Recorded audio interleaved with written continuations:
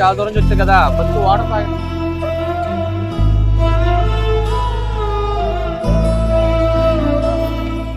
మీకు ఎంత ఎంత ఇవ్వండి చెప్పండి, ఎంత ఇస్తారు? కాదు, మీరు ఎంతో చాలా కష్టపడుతున్నారు. నాకు చాలా మా తాతగారిలో కనిపించారు మీరు. ఈ 5 తీసుకోండి, మీ మనవాడు ఇచ్చారని అనుకోండి.